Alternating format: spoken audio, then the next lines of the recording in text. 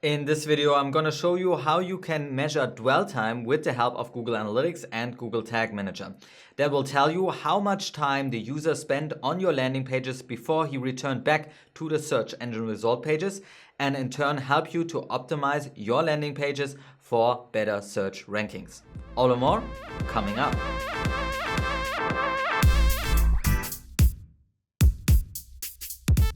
Hey there, and welcome back to another video of MeasureSchool.com, teaching you the data-driven way of digital marketing. My name is Julian, and today we want to talk about how you can measure dwell time with the help of Google Analytics and Google Tag Manager. Now, what is dwell time really all about? It's when you as a user click on a result in a search engine, then go to that landing page and spend some time there, and maybe then click on the back button to return to the search engine result pages. The time that you spend on the landing page before going back to the search engine result page is called dwell time. And this is a bit disputed, but Google might use that time because they can actually measure the click out and the coming back to the search engine result page as a ranking factor. Why would they use the dwell time as a ranking factor? Well, if a user spends only seconds on a landing page and then goes back to the search engine result page to click on another result, then he might have had a bad experience, and that might be an indication that the result is not as relevant to the search term that the user has actually entered. Now, don't get me wrong, this is one of many factors that Google takes into consideration, like links, page speed, the content that is on the website, obviously, and dwell time is just a tiny fraction of that, probably. But if you want to pay close attention to all these different ranking factors, then you also want to take a look at the dwell time. Now, Google doesn't actually give us this data, so we would need to measure it ourselves. And there is a genius technique by Simo Ahava. He has written a blog post about the SERP bounce time, which is the dwell time, that he figured out how to measure with the help of Google Tag Manager and Google Analytics. Really a genius method of combining the powers of JavaScript, Google Tag Manager, Google Analytics, and the browser history API together into a tracking deployment that will give us the dwell time. If you want to find out more about this technique, I'm also going to link up his blog post down below. But today I want to give you a tutorial how to implement this with the help of Google Tag Manager. Now, we got lots to cover, so let's dive in. All right, let's start out with a little demo on what our implementation will look like and what data we can get. So I have this implemented on MeasureSchool, so I'm going to look for MeasureSchool on Google. And I'm going to click on one of the results. And the page loads like normally. The only thing that the user can notice is that there is a hash grep appended to the URL when he comes from Google. Now, the interaction that we want to track is whether the user goes back to the search engine result pages after he has landed on our page. So on this first page, if I click on this back button, again, nothing really happens for the user, but there's actually tracking firing in the background. We can detect whether the user clicked on this back button or went back in the browser and send a timing hit over to Google Analytics. What will this look like in the end? In Google Analytics, I've built a custom report here that will give me the page URL and the actual average user timing. So everybody who went back to the search engine result pages will send back a timing hit telling Google Analytics the seconds that he was on the page. And if we average this out, we'll see that on this page, for example, people stayed 305 seconds, which is already pretty long. Probably they started watching the video and then they got the information that they wanted and returned back to Google. But there are pages here that are way shorter. So here only 3 seconds. Probably a user clicked on the result and noticed that's not for him, or it's too complicated to set up, and went back and looked for another result. So maybe there's something we can do on this page to optimize it, to have the user stick around longer or give him more options to continue his journey on our page. So really great data when it comes to optimizing your pages, but also specifically tracking for the people who are coming from Google and extend their time in terms of going back to the search engine result page. Now, the magic that we have implemented here comes really from appending the hashbang and then detecting when the user tries to go back to the search engine result page. In between, there's actually a step that detects that and sends over the timing hit to Google Analytics. Everything not really visible to the user itself, but definitely to Google Analytics and our tracking. So let's see how we can set this up with Google Tag Manager. So here's my Google Tag Manager account. I already have Google Tag Manager installed on this demo shop here, and I have a Google Analytics page view tag firing, so we can have a base installation of Google Analytics already set up. Now the first step is copying the custom HTML tag from Simo's site. So we have here the whole HTML tag that you can simply copy, and in our Google Tag Manager account we'll implement this via a custom HTML tag. Go over to tags, click on new, and then as the tag configuration we'll choose our custom HTML. And here we're going to implement the custom HTML. Now let's give this all a name. This is a listener for our SERP bounds, and take a closer look at the code right here. Now the code is really divided in two parts here. One is the part that actually detects whether you come from Google and then adds the hash gref to your URL. That's this part. And then the second part would be to actually detect when the user does the action of the back, and then calculate the time, and then fire our Google Analytics tag, and finally redirect the user back to the search result page. Since these are two functionalities, let's comment one of those out just to take this step by step.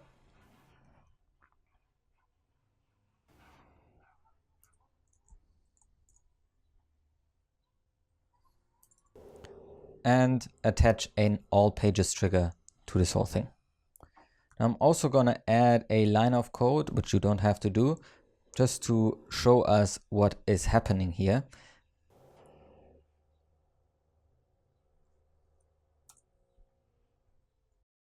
So here we have a line of an alert code that will just stop the browser. You shouldn't do this in production, just for testing and showing I'm doing this right now. Let's refresh and go back to our demo shop, reload the page, and our listener for the SERP bounds is firing. That's a good sign, but nothing is happening in the browser. And this is totally normal because we actually didn't come from Google at this point. So let's try to simulate this. You just go to Google and I'll put in demoshop.com. So here we go. So this site doesn't really exist, so you'll see some weird stuff here. It's running on my local machine. Nonetheless, it will work if I click on this first result. We're coming from Google to our page. We get this alert message that a Google referrer was detected, and now our script will add the hash gref. Let's click OK here, and we see in the URL the hash gref has been added to the URL. Now what happens, or what should happen, when I click on this back button, because I want to get back to the SERPs, we just are removing that hash gref. This is very useful because in that time of detecting the hash gref being changed, in essence changing the history state, we have another signal to send from the browser to Google Tag Manager saying that the user wants to go back to the SERPs. Please calculate the time that he was on the page, and we can do this with a nifty trick here. And finally, just invoke the history change. So programmatically send the user back where he was previously on that previous page. And that's part of the second part of the script that we have commented out. So let's take a look at that. Let's get rid of our comments here and take a look. So first of all, if a history change is detected, and we need to have a special trigger for this, which we're going to set up in a second, then simply look at the old history fragment. So is this gref? If yes, then calculate the time. And as you see here, we're actually making use of a data layer variable, which we need to generate in a second. And this data layer variable just looks at when GTM started and deducts this from the actual time that we have right now, and therefore getting the milliseconds that we were on the page itself. That is all passed into the data layer, and there's a special event called return to SERP that then transfers the time that we calculated up here and has a special value called event callback. Now this event callback is a special function within Google Tag Manager's data layer where you can enter a function just like here, and it will be invoked once Google Tag Manager has fired all the tags that are related to the return to SERP event. That is very crucial because in the short period of time of the user clicking on the event and being redirected back to his old page, we want to fire our Google Analytics tag with the time information. Now, after this is all done, this is invoked, the window history go -1, which simply says that the browser should go back one step. Let me add another line of code here. All right, this should just stop the browser again and give us an alert message. Again, you shouldn't do this in production. And now we can go ahead and try this out. Before, we need to actually build a special trigger that listens to this history change event. And Google Tag Manager has a built-in trigger for this. So we can just add another trigger to this tag, create a new trigger, and we'll utilize the built-in history change listener. So here we can go to history change, and we only want to fire this on certain events. One is the history source should equal pop state. This simply says if any kind of change is happening in the history API, which is basically these two buttons here, then fire this. And the new history fragment, so the step that we are going to, should be blank, which means we could put in a regex that matches that with the caret and the $sign. By the way, if you don't have the history source and the new history fragment available, you would need to activate them in the built-in variables. Let's save this for now. This is a history event. Back to SERP. Let's save this, and it has been attached to our tag. Now these are two triggers that either fire on all pages. This is every time a new page loads. Remember, it will only actually go through the execution order here once we detect that the user comes from Google, or if there is a history fragment, a gref available in the URL. Only then it will actually do any kind of calculations. So there are really a lot of rules already built into the script, and we need to fire them on all pages because we want to detect whether the user comes from Google, and then again if the user clicked on the back button. Now let's save this. Before we try this out, let's click on the refresh button. We have an error here, 3869. Let's take a look. Probably my alert statement. Yep, I forgot the quotation marks. That should do it. Let's try this out again. And we also need to build a data layer variable that is named GTM start. So I'm just going to copy the exact name here because that's in a tag. Go over to variables and utilize the built-in capabilities of pulling out data from the data layer via data layer variable. And we want to get the GTM start value. Name this correctly.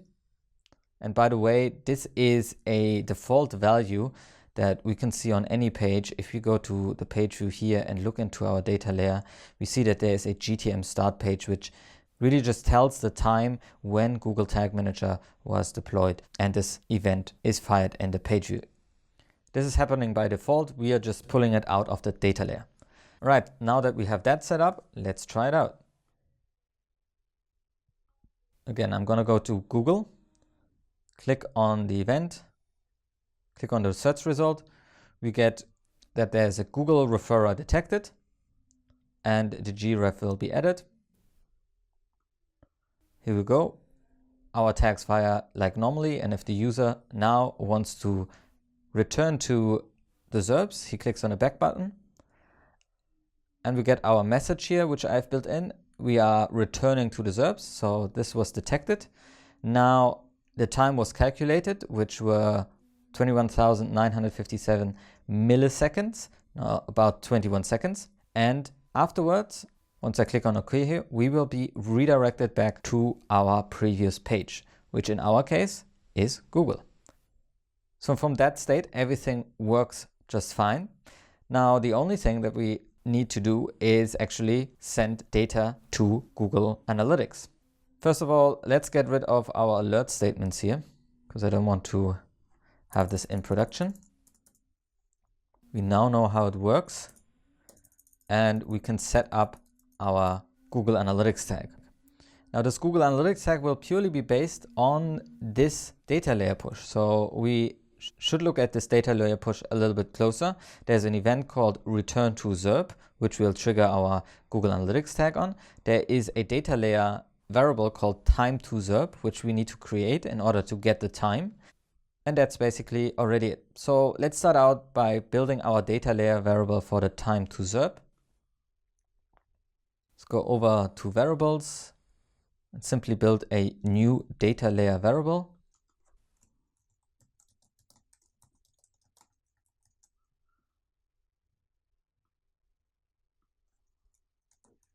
Put in our key, which we have pushed into the data layer.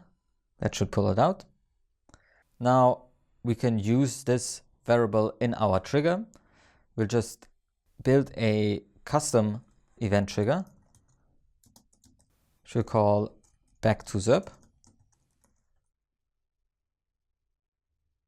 and configure it with our custom event, which we pushed into the data layer, which was return SERP.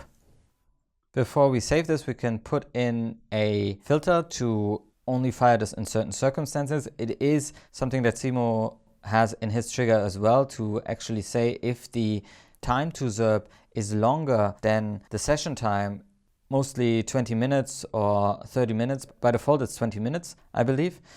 We can put in a number here, like if the user returns after half an hour, don't fire this.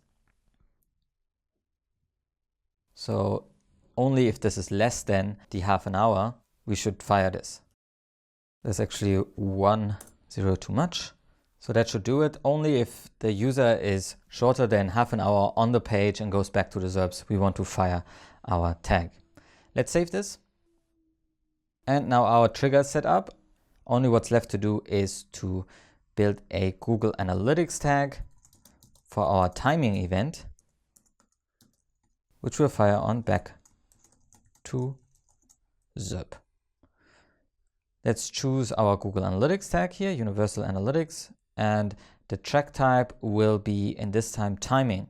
Now timing is something that is not often used, but if we are sending milliseconds over to Google Analytics has actually a protocol to interpret this time and build this into the data system that they have available. You might have seen this in page timing, for example, when you see how long a page loads in Google Analytics. These are calculated with this timing event.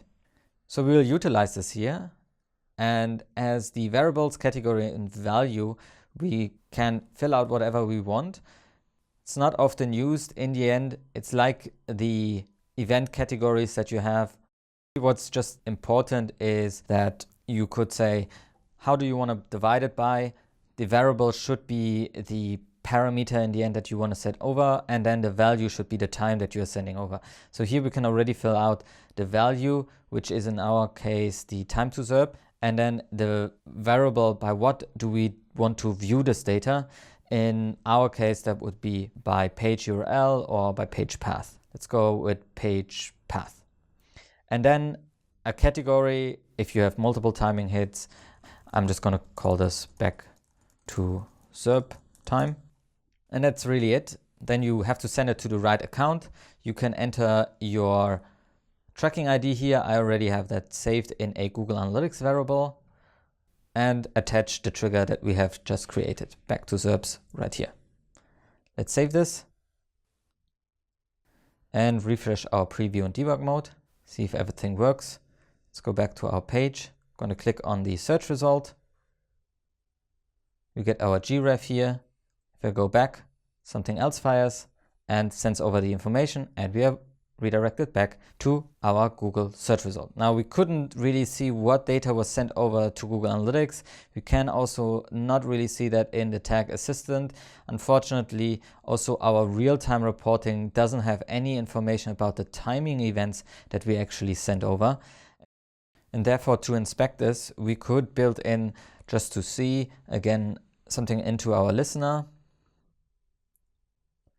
Right here, before the user is sent back, let's stop the browser again with an alert statement saying just simply stop.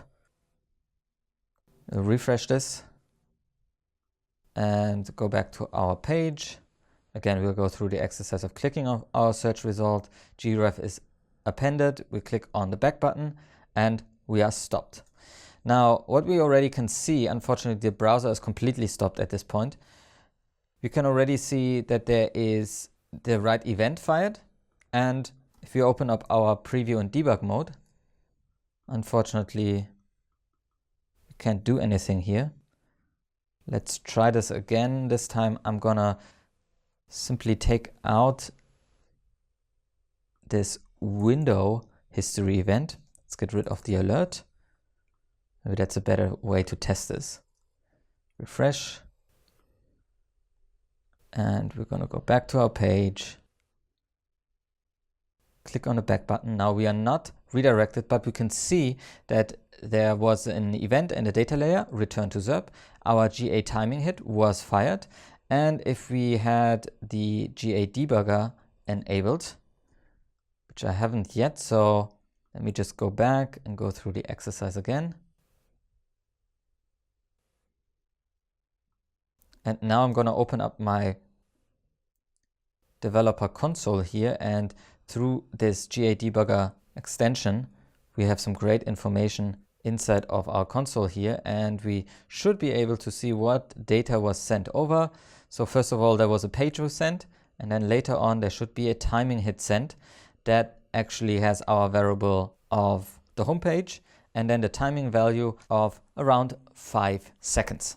The label is not defined, which is fine as well. So this all works as expected. Again, in Google Analytics, we can see that data inside of the real-time reporting. We will need to wait till we get some data in order to build our reports. Now, how do you build such a report that you can later look at? Inside of your customizations up here, you'll find your custom reports, which you can create. And you simply need to go with a new custom report. It depends how you want to look at the data, but I will go with a flat table here. I'm going to call this back to the timing report. And as the dimension, we want to simply get our timing variable that we had entered at the beginning. And as the metric, again, we'll put in timing, we have the average user timing available to us, which we then can use to build our data set. So let's save this. Now we have just created this, so there will not be any data in here.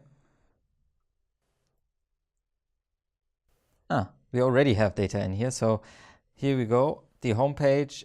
So the average time the user spends on the page before he goes back to the search engine result pages is 4.2 seconds. So already data in here, and this is how you can build that report as well. All right, so there you have it. This is how you can track dwell time with the help of Google Tag Manager and Google Analytics. Now you need to be a little bit careful here because this is a little bit of a hacky technique. We are misusing the browser API to track a metric inside of our Google Analytics. And normally the browser history API is used for manipulation of the history, especially on single page websites. So be aware that you need to test this very thoroughly before you put this into production, and talk to your developer if there are any concerns if the browser history API is used. But nonetheless, I think it's a great use of the different components of Google Tag Manager to track that metric, and really props to Simo to come up with this way on how to track this with the help of Google Tag Manager. Now I'd love to hear from you. Is dwell time something you're gonna build into your system? Is that something you pay attention to in your SEO efforts?